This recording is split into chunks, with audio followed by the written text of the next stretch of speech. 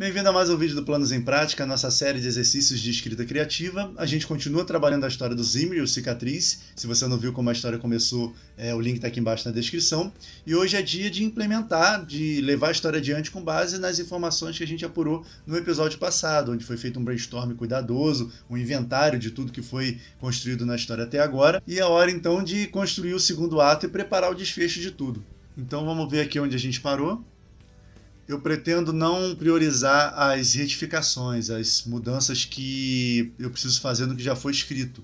Eu vou dar prioridade a avançar a história e quando surgir uma brecha ali, quando surgir uma oportunidade, eu volto um pouquinho e trabalho alguma coisa que já foi feita para poder não dar a impressão de que a história não está andando, né? Quando eu sentir que a gente já fez um progresso aqui significativo, aí eu volto um pouquinho. Então nós paramos aqui, terá uma chance de entrar daqui a 2 dias, 3 da manhã me encontro sob a ponte da chaminé. Isso foram informações que eu joguei sem ter a menor ideia de como eu resolveria. E agora eu vou pensar se eu mantenho esse prazo de 2 dias e uso esses 2 dias para expor mais alguma coisa na história, ou se eu corto e falo amanhã à noite, hoje à noite. Não sei ainda. Talvez seja uma oportunidade interessante de trabalhar o castelo e os catadores novamente e já fazer menção ao que foi decidido na semana passada com relação a eles, deles estarem presentes no desfecho da história. E também é uma chance de trabalhar um dos temas da história, que é a relação do homem e o poder sobre outras pessoas, e o Zimri acaba indo numa jornada de descobrir que é mais interessante você ter o domínio, o poder sobre suas emoções e seus pensamentos, sobre sua liberdade, do que tentar dominar outras pessoas. Então eu vou só experimentar aqui e ver como é que fica.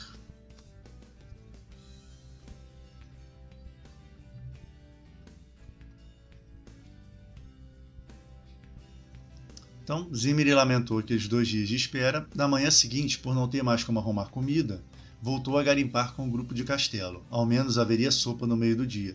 Então aqui também a gente consegue abordar a falta de comida, que é um tema recorrente na história. E eu tenho que consertar lá em cima ainda, que eu decidi no episódio passado, mas aqui a gente já dá continuidade a isso. A miséria, né? E talvez não fosse nem interessante detalhar muito esse dia, não.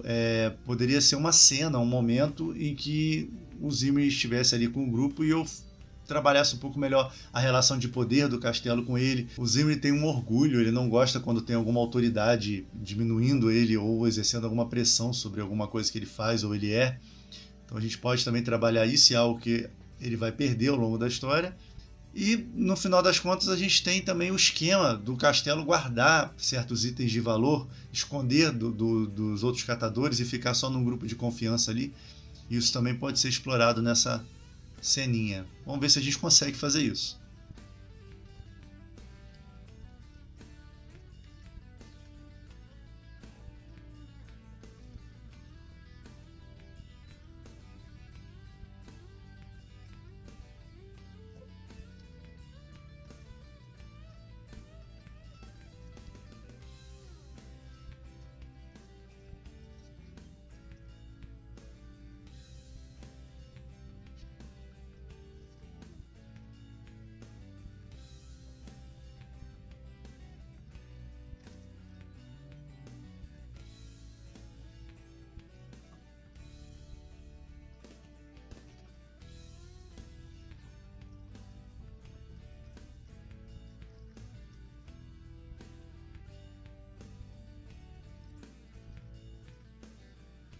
Então, sendo bem sucinto, ficou assim.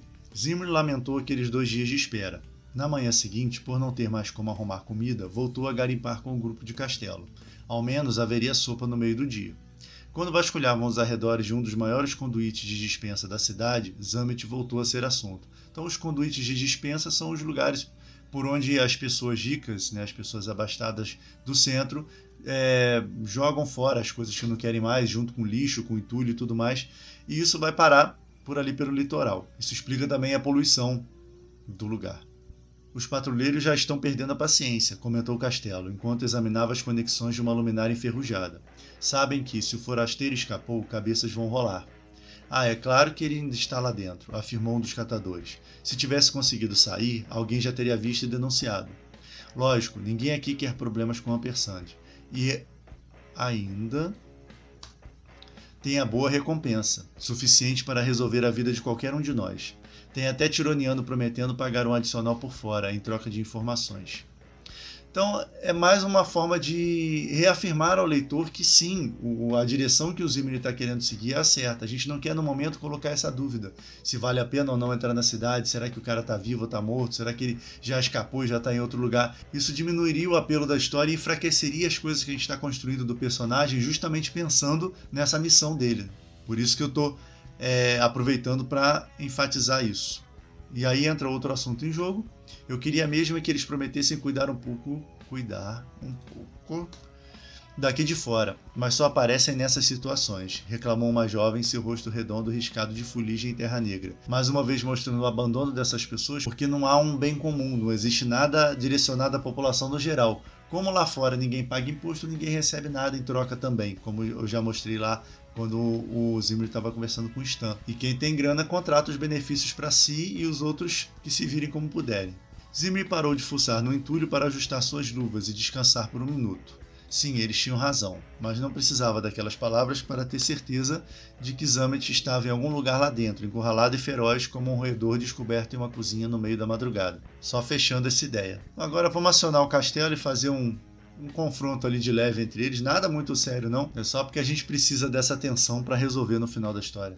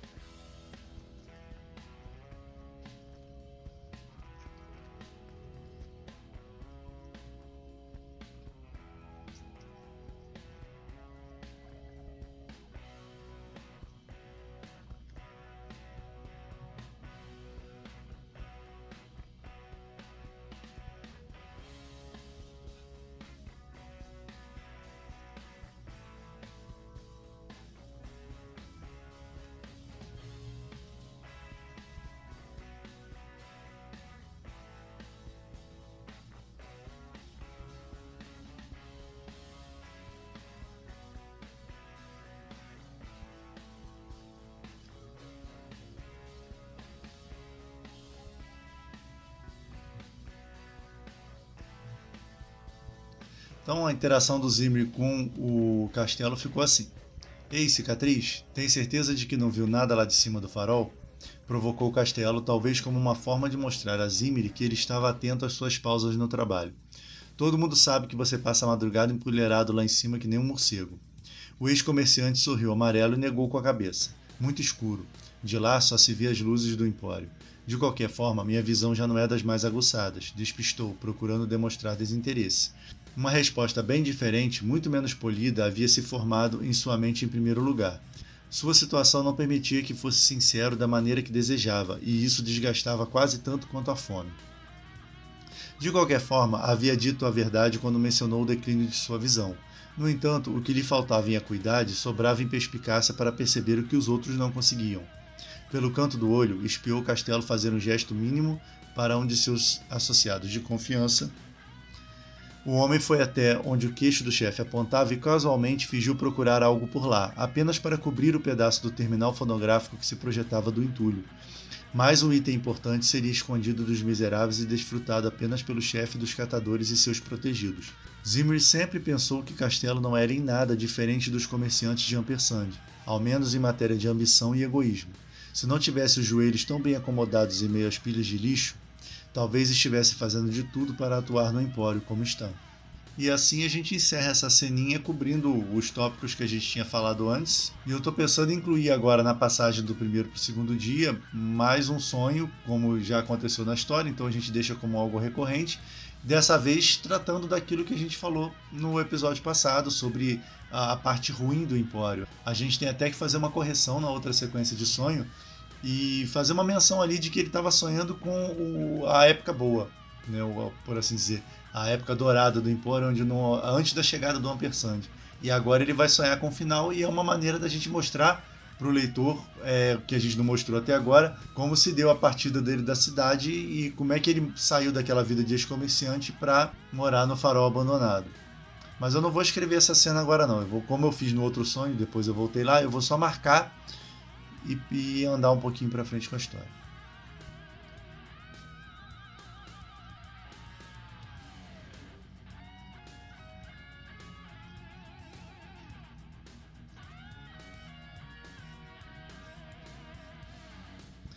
Eu fechei assim. Após um dia pesado de trabalho, o ex-comerciante voltou a sonhar com o empório, mas não com as coisas mágicas e belas que sempre o encantaram.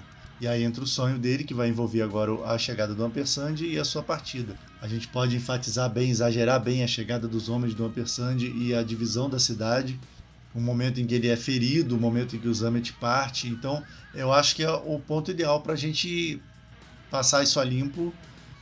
E quando o Zimri entrar na cidade, o leitor já está ciente de tudo que aconteceu.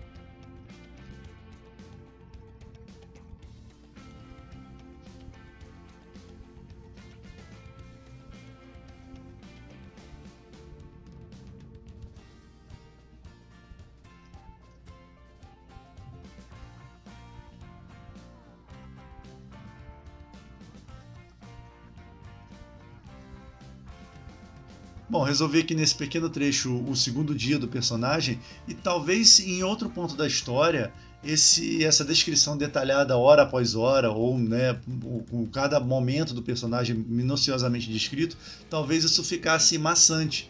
Mas aqui o que eu estou querendo fazer é construir uma tensão, construir uma expectativa para o leitor, sabendo que o personagem vai partir para o lugar onde realmente vai acontecer a aventura. De maneira geral, o leitor gosta disso, quando você mostra a preparação do personagem, o que ele está levando, o que ele não está levando, o que ele está vestindo, antes do personagem ir realmente para o lugar onde as coisas vão ficar mais difíceis para ele, onde ele vai encarar o seu desafio. Então é importante saber o momento em que você vai ser mais descritivo, mais minucioso, e o momento em que você vai passar mais por cima, você vai fazer uma coisa mais superficial. E aí é no segundo tratamento que o autor vai sentir se o ritmo tá bom, se tá demais, se tá de menos, se tem que cortar alguma parte ou se é melhor detalhar alguma parte. No momento a gente só supõe que vai funcionar desse jeito, mas no segundo tratamento é que a sintonia fina vai ser feita. Então agora é hora de mostrar a caminhada dele até a Ponte das Chaminés, e aí a gente vai fazer ele entrar na cidade.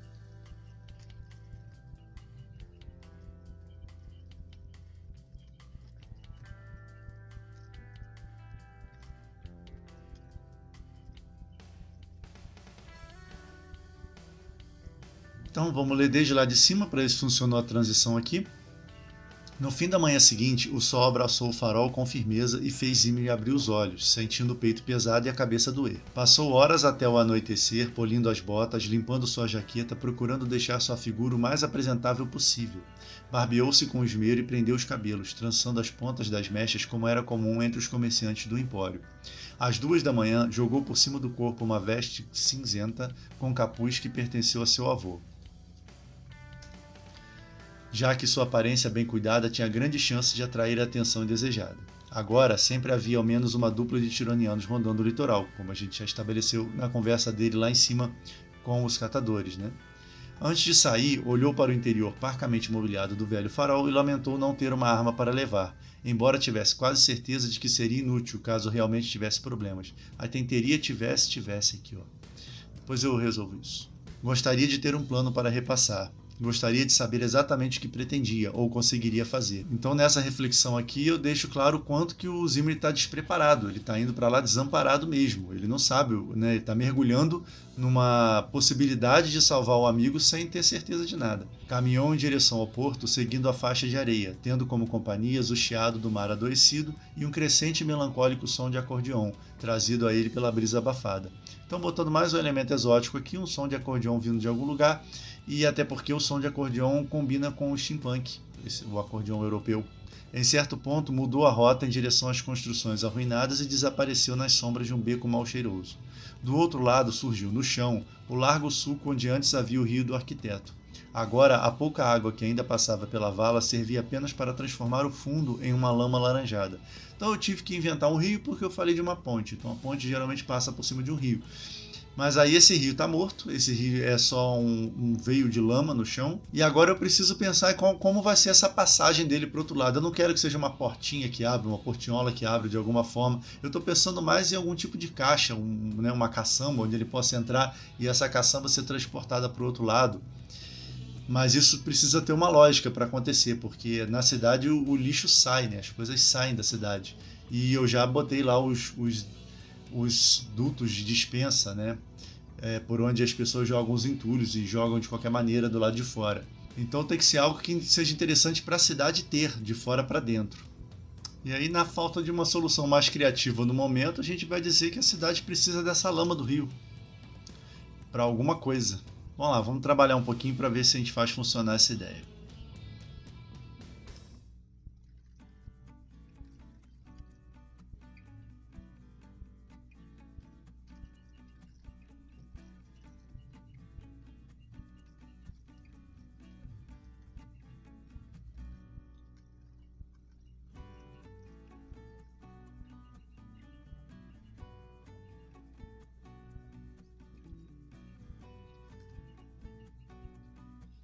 Então avancei mais um pouquinho, metros adiante havia a Ponte das Chaminés, fechada por baixo, já que foi incorporada a muralha que mantinha o centro da cidade isolado. Pouco além dela, era possível ver as poderosas colunas de fumaça alinhadas, lembrando as torres de um castelo. Elas pertenciam à fábrica de tijolos, que funcionava dia e noite, usando a lama do rio como principal matéria-prima. Colado a uma parede, Zimri perscrutou os arredores, ainda sem conseguir presumir como Stão faria entrar.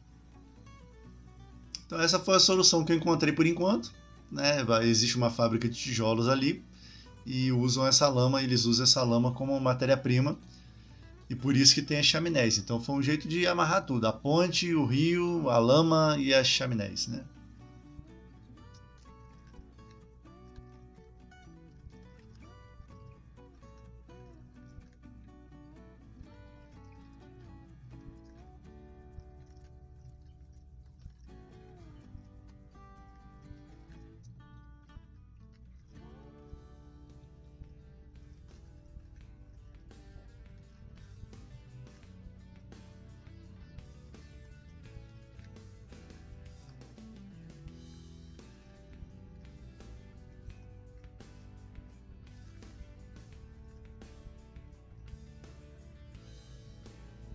Não sei se ficou tão claro assim, mas eu já esbocei um esquema que poderia explicar o mecanismo, né, de recolher a lama e levar para dentro da cidade, e eles aproveitariam o Stan, no caso, aproveitaria esse mecanismo para fazer os contrabandos dele, as saídas e entradas da cidade. Então vamos ver como é que ficou. Eu tinha parado aqui, quando o Zimri colou numa parede e ficou olhando em volta para tentar achar o Stan, e aí eu não enrolei muito para fazer esse encontro dos dois, e aí ficou assim. Espremeu os olhos e só distinguiu a silhueta do dono do entreposto ao lado da ponte porque o homem gesticulava freneticamente. Aproximando-se, viu que ele trajava negro dos pés à cabeça. Ao seu lado, um carrinho de mão vazio. Os dois trocaram um breve cumprimento e Stan disse, apontando para cima. Sua carona está a caminho.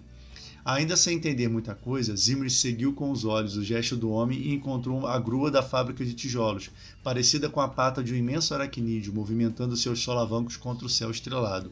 Eu quis fazer essa imagem da aranha gigante porque no universo steampunk as máquinas às vezes têm patas, né? Ou imitando o caranguejo, siri, ou imitando a aranha, lagosta, então, ou até polvo gigante, lula, né? Então é uma imagem bem comum em pinturas, em desenhos em steampunk, a pata da aranha de uma maneira mecânica. Continuando, embora não tivesse o hábito de frequentar aquela parte da cidade em seus tempos como comerciante, o mecanismo lhe era familiar. Da janela de seu salão de música preferido, era possível ver a constante movimentação das alcatruzes, grandes recipientes com bordas dentadas, balançando na ponta da grua, descendo vazias e subindo com lama do rio Moribund. Essas alcatruzes existem no nosso mundo real e são uns recipientes de argila, de barro, que se usa justamente para recolher lama, recolher coisas de rios. E aí eu poderia chamar de caçamba, mas caçamba sendo o nome oficial do negócio, acho que não combinaria muito bem com o tom da história. Então eu posso chamar de caçamba de uma maneira informal, né? Mas enfim, não sei se deu para ficar claro como é que funciona o negócio. Daquela vez, no entanto, o braço mecânico não tinha como alvo o rio dos arquitetos. Sob o olhar ansioso de Stan, o alcatruz se aproximava dos dois. Então está descendo ali na frente deles essa caixa de metal gigante. Esfregando as mãos, ele esperou até que a caixa de metal pousasse no chão e então debruçou-se nela. Ah, é isso aí, comemorou retirando com esforço um baú de madeira e depositando-o no carrinho de mão. Então, tentando insinuar, sugerir que esse era um hábito do Stan, essa coisa dele usar, de repente eu posso botar alguém que é um parceiro dele, um cúmplice, que opera essa máquina, e aí durante a madrugada a vigília é menor, então acho que é bem por aí. E ele usa nesse horário essa caçamba que, em vez de subir e descer com a lama do rio, ela traz alguma coisa da cidade para fora ou leva alguma coisa dele para dentro da cidade, e esse é um dos jeitos que ele encontra de fazer essa transação. E aí a ideia dele é que o Zimri pule dentro dessa alcatruz, dessa caçamba de metal, e vá pendurado pela grua até dentro da cidade. Eu acho que é um jeito interessante o suficiente do Zimri entrar, sem a gente precisar lançar a mão de uma portinha, de um bueiro, de uma coisa assim, que é mais batido, né? Então vamos seguir.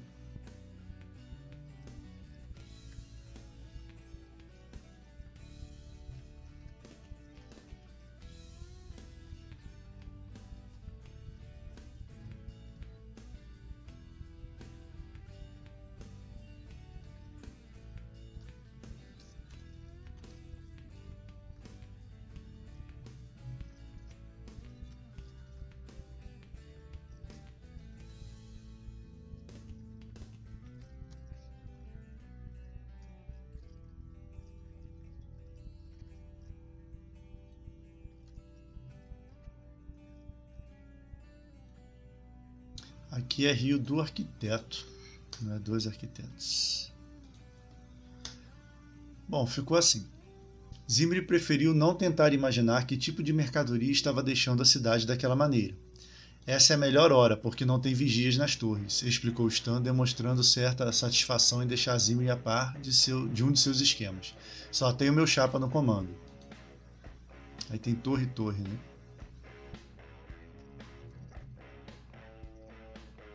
Essa é a melhor hora porque não tem vigias nas torres, explicou Stan, demonstrando certa satisfação em deixar Zimri a par de um de seus esquemas. Só tem o meu chapa no comando. O ex-comerciante olhou para o prédio do centro de controle da fábrica e avistou, na janela do segundo andar, um homem de gorro e grossos óculos retroiluminados que emitiam um pálido brilho esverdeado. Então, óculos retroiluminados, eu quero dar aquela ideia de que o olho dele brilha, né, que o óculos já tem luz própria. Um jeito diferente de falar a mesma coisa, mas é para manter a atmosfera do steampunk. O controlador da grua retribuiu o aceno de Stan e entrou. Segundos depois, um zumbido sinalizou que a máquina entrava. Repete janela e janela, mas depois eu penso numa solução melhor. Segundos depois, um zumbido sinalizou que a máquina entrava em funcionamento novamente.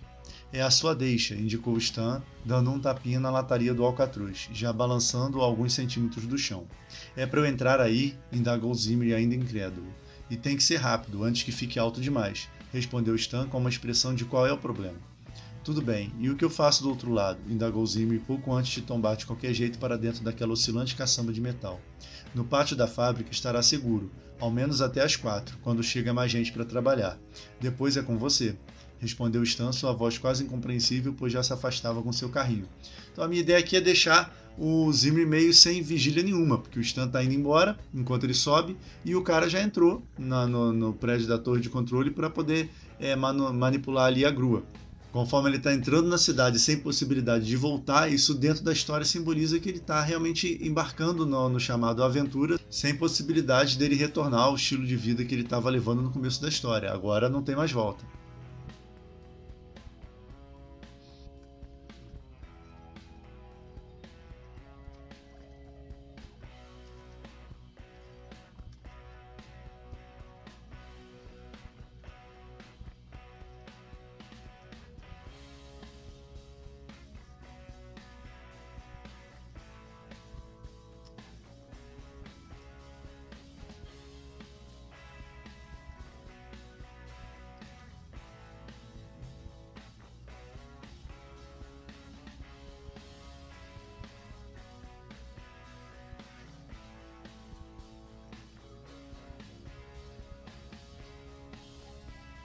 Então, Zimri conformou-se com sua situação. Afinal, estava prestes a conseguir o que pretendia, e ninguém lhe prometera conforto ou facilidade. Mal aquele pensamento acomodou-se em sua mente, viu surgir um par de mãos na borda à sua direita, e então o alcatruz inclinou-se naquela direção. Antes que ele pudesse compreender o que estava acontecendo, o corpo magro de Bagatela aterrissou ao seu lado, como se tivesse sido lançado ali dentro pela mão de um gigante. eu tinha esquecido que eu ia levar o Bagatella junto, que eu tinha decidido levar o Bagatella junto com ele. Então agora, no último instante, eu fiz o Bagatella pular na caçamba e até onde eu estou vendo não existe furo nessa possibilidade, porque o Bagatella pode muito bem ter seguido o Zimri até lá, e uma vez que o Stan foi embora e o controlador da grua entrou, como eu tinha dito, ficou o caminho livre para poder ele pular, se atirar ali dentro e seguir com o Zimri, né? Eu acho que ele, nesse papel de coadjuvante ali inesperado, vai funcionar bem nessa estada do Zimri na cidade. Então, seguindo, mais o que? Vou com você para pegar minha indenização, disse o homem determinado. Depois acomodou-se no canto oposto ao do ex-comerciante sem dizer mais nada. Zimri ficou sem saber como reagir àquela presença inesperada. Ainda que soubesse, não teria tempo, pois foi lançado às alturas em velocidade crescente de maneira irremediável. Os cabos da grua rangiam ante o esforço de sustentarem 2 humanos em lugar de alguns quilos de lama. Ele ajoelhou no piso gelado para manter o equilíbrio e também para ver melhor as torres cor de cobre que rodeavam o centro da cidade e refletiam as luzes trêmulas das ruas em suas superfícies brilhantes. Então, estou acrescentando alguma ação aqui, demonstrando que o esforço da grua está perto ali do seu limite. E o que eu estou pensando é que do outro lado, o operador da grua vai se surpreender com 2 pessoas, porque deixei subentendido ali que o Stan combinou que ele levaria, né, um passageiro, por assim dizer, para o outro lado. Então vamos fazer aqui uma breve descrição do que o Zimri está vendo na passagem dele.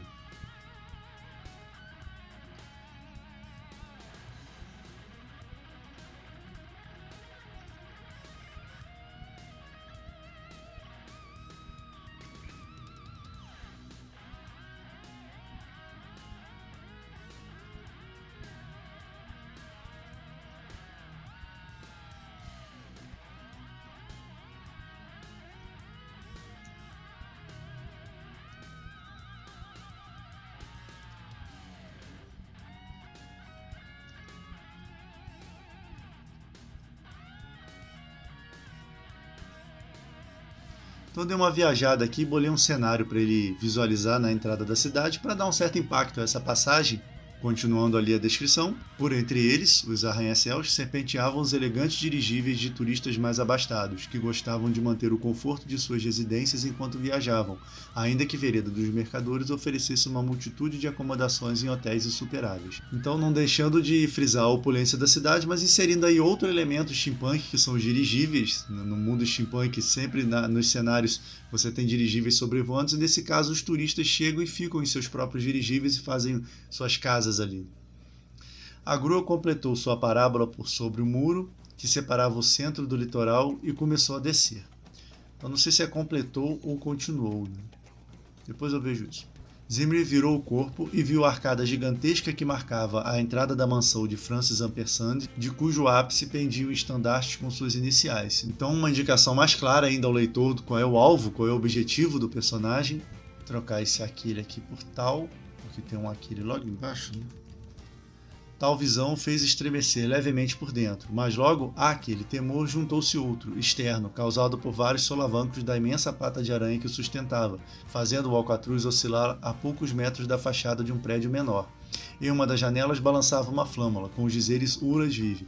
Uras, como eu tinha falado no início, quando a gente começou a trabalhar essa história, é um personagem da história do Deus da Montanha Vermelha.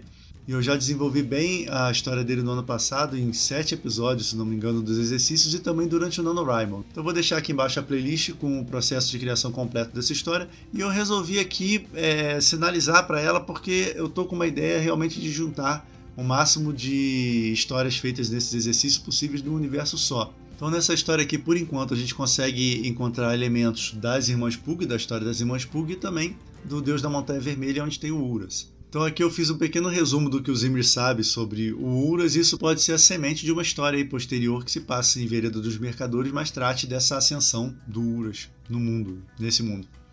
Então Zimri já ouvira falar do tal líder de uma tribo do norte, tido como escolhido de um deus para restabelecer novamente a ordem no mundo. Aos poucos, o homem vinha aumentando sua reputação e ganhando simpatizantes no sul. O sul aqui é a parte mais desenvolvida tecnologicamente. Ele sempre achava engraçado quando via alguém que claramente usufruía dos confortos da civilização apoiar alguém totalmente contra tudo aquilo. Então aqui tem alguém, vou trocar aqui rapidinho. Isso fica aqui por enquanto só como um easter egg, uma curiosidade, e até legal para quem já leu outra história encontrar referência aqui. E o importante mesmo é que o Zimri já está lá dentro, né? Está em Vereda dos Mercadores, está no centro ali. E eu não pretendo, a partir de agora, mostrar a cidade como um todo, explorar todas as regiões, porque a gente vai ter outras histórias e outras oportunidades para fazer isso. Agora o foco mesmo é o Zimri estar com os Ammit e eles terem aquele diálogo que foi prometido lá no início, aquele prompt que a gente selecionou, e a gente partir para a solução da história, para o desfecho da história propriamente. Eu acho que a situação do jeito que tá tem muito potencial para gerar momentos interessantes ali para a história. O Zimri lá dentro com Bagatella e os Ammit também. Eu tô pensando em incluir pelo menos mais um personagem para eles encontrarem dentro da cidade, talvez um velho conhecido do Zimri, que possa fazer essa ponte entre ele e os Ammit, para a gente também não perder muito tempo com ele caçando, procurando os Ammit pela cidade. Mas a gente continua o nosso trabalho no episódio que vem. Enquanto isso, aqui do lado tem a playlist com todos os exercícios realizados até agora. Aqui embaixo tem um link para o Wattpad, onde você pode ler as histórias já escritas, e também o link para nossas redes sociais e para o nosso site. Era isso para o vídeo de hoje, abraços e até a próxima.